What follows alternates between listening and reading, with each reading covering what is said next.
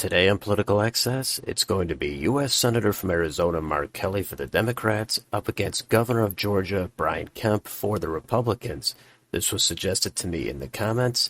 This is never going to happen. It's just for fun. I'll talk more about it at the end. But let's get started in Alaska, and that will be low double digits, safe for Brian Kemp. Hawaii is a very blue state, safe for Mark Kelly. Back up to the West Coast, Washington, Oregon, California.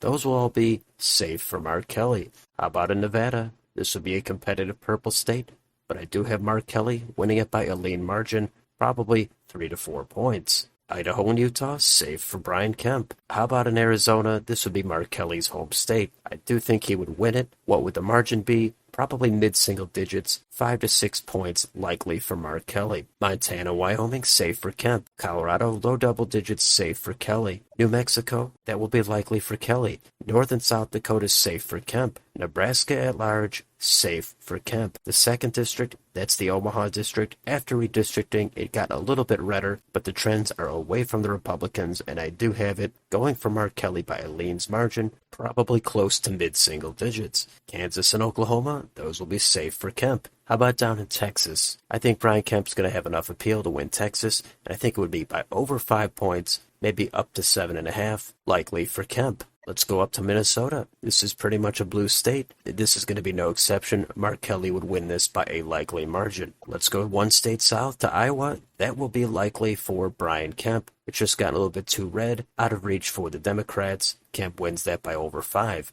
Missouri, Arkansas, Louisiana, these are red states, and they would go to Kemp by a safe margin. Now let's go up to Wisconsin. This is a tough call. It's become one of the premier swing states. It's probably trending a little bit toward the right, but in this particular matchup, I have Mark Kelly winning it by a tilt margin. Illinois, safe for Kelly. Let's jump to Michigan. This will be leans for Kelly. Indiana, safe for Kemp. Kentucky, Tennessee, Mississippi, and Alabama, those will be safe for Kemp. How about down in Florida? The state has trended toward the right. The midterms were huge for the Republicans there. It does border Georgia, where Brian Kemp is from, and I do have it going to Kemp by a likely margin, probably 5 to 7 points. Now, how about Brian Kemp's home state of Georgia? Well, similar to Arizona, I don't have any doubt Brian Kemp would win his home state, and the margin I think would be similar to what it would be for Kelly in Arizona, and I have Kemp winning it by a likely margin of 5 to 6 points. South Carolina, safe for Kemp. North Carolina, leans for Kemp. Let's go to Ohio. This has become pretty much a red state at this point,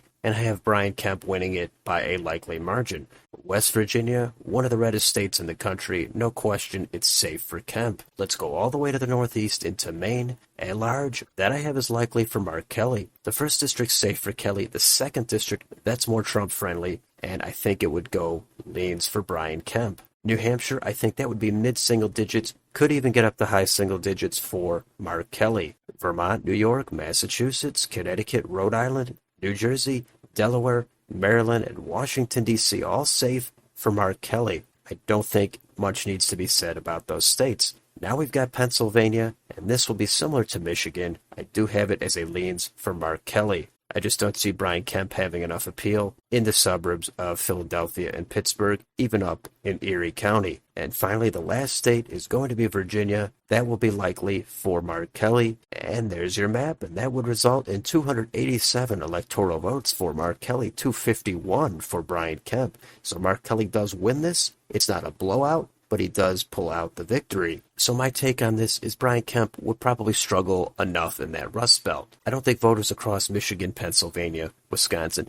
and to a lesser extent Ohio are really going to be excited for Brian Kemp. Now, Mark Kelly, his name recognition is going to be lower than Kemp's, but I assume he would get it up if he was running a national campaign. And I don't think Kelly is a phenomenal candidate. He would probably be better as a running mate for vice president, but I think he's going to be stronger than Kemp, especially in the suburbs and in light blue and light red counties. Now, the other issue here is Brian Kemp kind of burned the Trump base. A lot of those voters are going to have some resentment for Brian Kemp, and enough of them are going to sit out. That would cost Kemp a couple of points across some of these states. Now, Now, I do think most Republicans would end up coming out for Kemp, at least to vote against Mark Kelly. And plus, if this actually happened, it's certainly possible Donald Trump would come out during the campaign and support Brian Kemp, and anything that happened in the past would be water under the bridge. So Kemp is able to flip his home state of Georgia, win that comfortably, but him being from a southern state, he does have kind of a heavy accent. Fair or not, I think that would hurt him a little bit across states in the West, like Nevada, as well as the Rust Belt again. Now, Mark Kelly, I don't think is going to excite progressives too much, so some of them might stay home, but he's going to do well enough with the establishment Democrat base in the Northeast, and in a state like Nevada, he would win that by at least a few points. And as I always say, of course it comes down to the national environment, it comes down to their running mates, and it comes down to which issues these candidates